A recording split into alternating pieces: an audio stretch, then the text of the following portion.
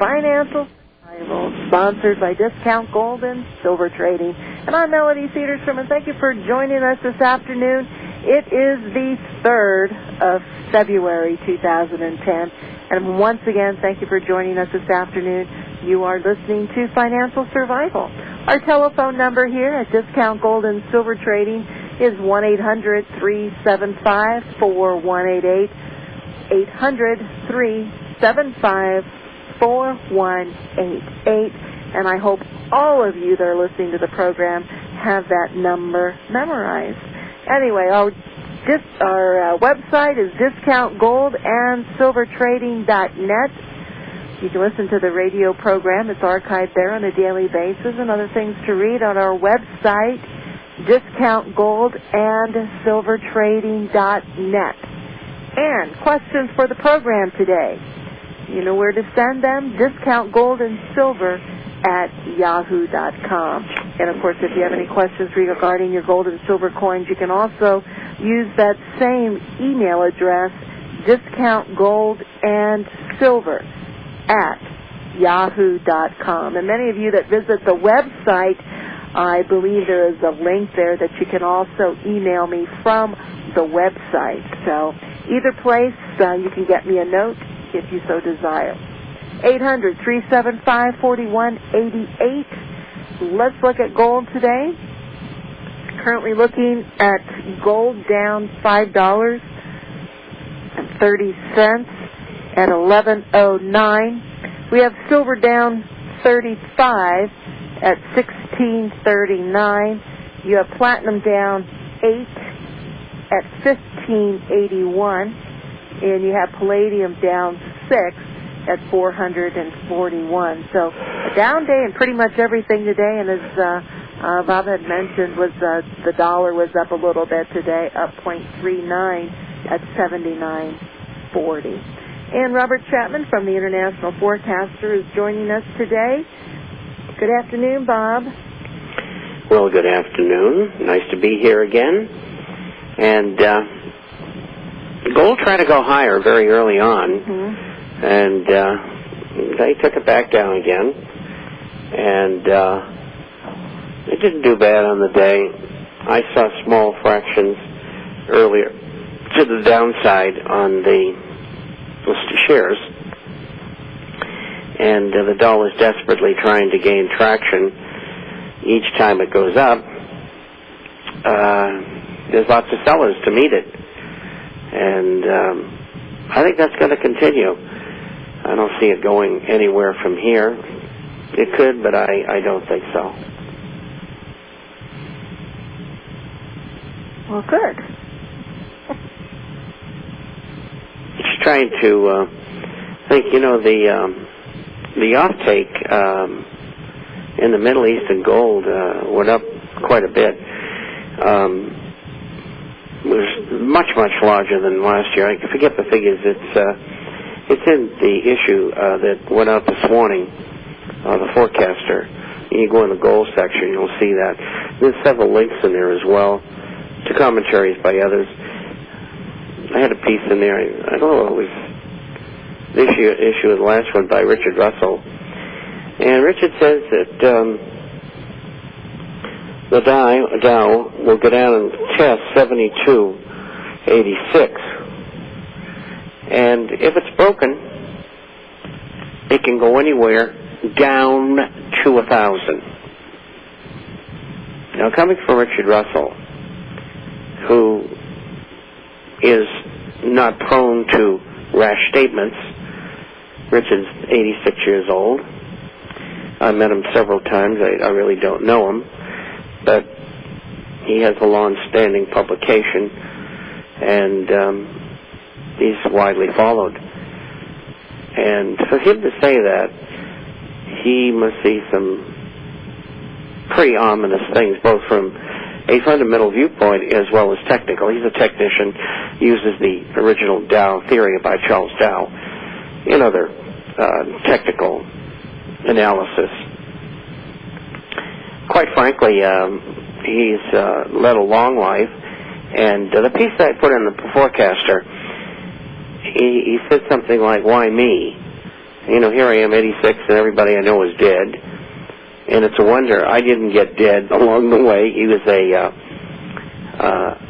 nose gunner in, I'll guess it a B-29 during the Second World War, and survived. He said in the article that all he would have had to have done is have one of those German 88 gunners on the ground who was shooting up at them. Just move a little bit to the right and I wouldn't be here. But he says that this is the worst that we're going to see before this thing is over. He's very negative of what he sees within the social, political, financial, and economic structure of the world, never mind just the United States. And so I thought I'd mention that. The important things here are, it looks like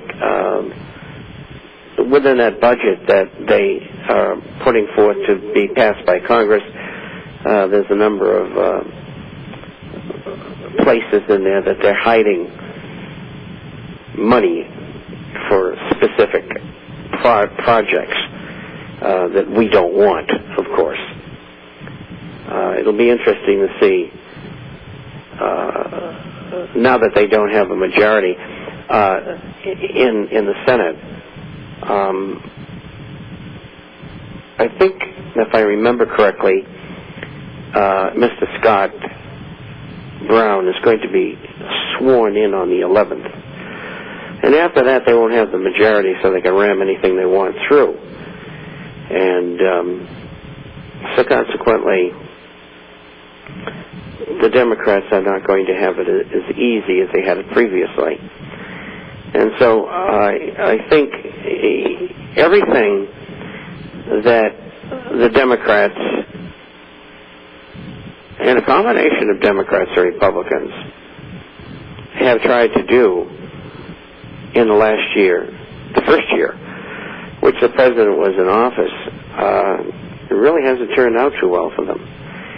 Cap and trade and climate control, global warming is dead, although they're going to try to bypass it. And I see the states have started to pass laws saying that you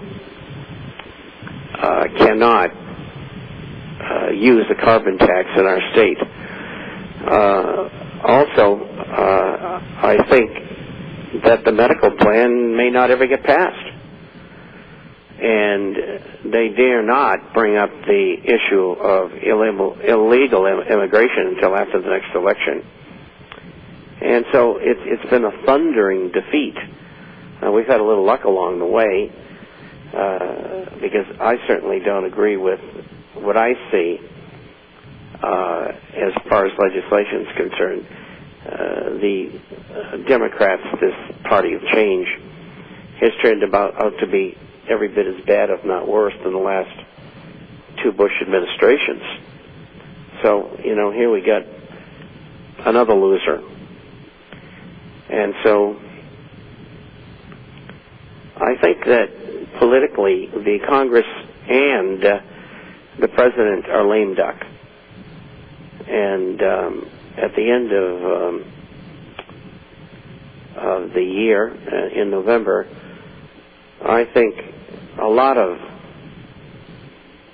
sitting congressmen and senators are going to get trounced.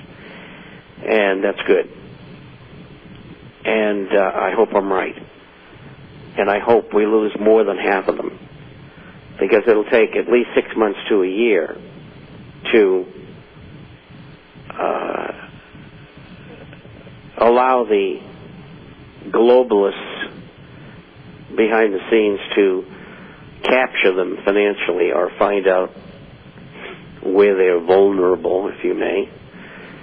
And so we might have a little period of time, maybe a year, that we can get some good legislation passed. So we'll see. That doesn't happen. The only legal avenue is through the states' rights movement, and where that will go, remains to be seen. And by getting H.R. 1207 passed, and hopefully that will happen. If that doesn't happen, I am fearful for the country. And as you've seen overseas, there's all kinds of real problems. Europe has problems.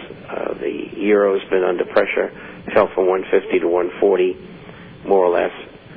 And it's a reflection of the financial condition of its members, some of its members.